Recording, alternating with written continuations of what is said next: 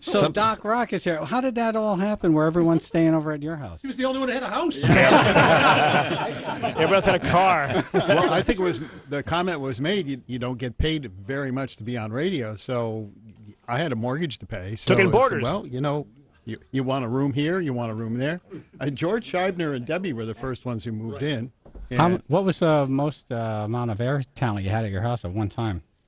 Well, it depended. I mean, sometimes we'd actually have the record people show up and promote stuff, and they'd be out the doors.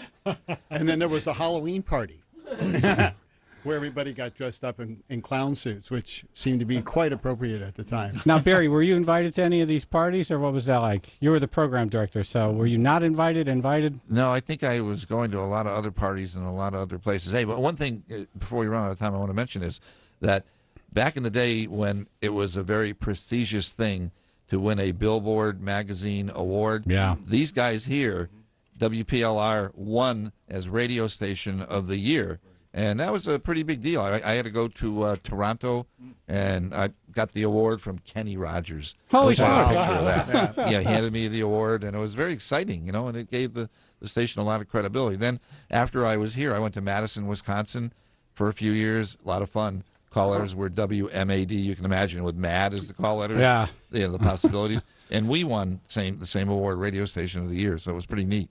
Wow, you've had some history. And Eddie Wazoo is here 4 years in the afternoon drive show. When did you know, Eddie, that this station was really special and it was like off the charts? It was pretty much from the time I got there. It was just it's kind of like capturing lightning in a bottle. You get the right chemistry, the right group of people together, and at the right time. I mean, it was all radio. There was no internet. There were no CDs. I mean, it was all vinyl back then.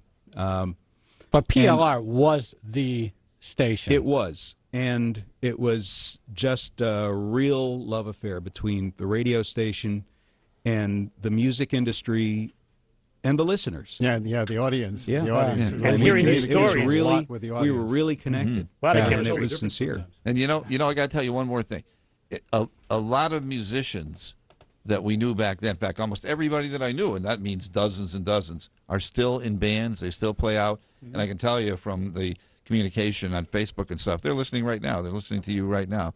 And there was the guys in Little Village, Arizona Made, Christine. Fountainhead. Christine, yeah, there's a name. I'm sorry. I forgot to mention Doc Cavalier, who we did some unbelievable things with, live concerts in Trodnossel's studio. And Christine Ullman was with Doc for 25 years. I was with Christine about a week ago. She's a wonderful friend and unbelievable talent. And Doc, what a good guy. And you were all there, right? You went to those shows, Fleetwood Mac and Foghat, and in the studio. We'd have 10 people in the studio with this big band doing a live show for us.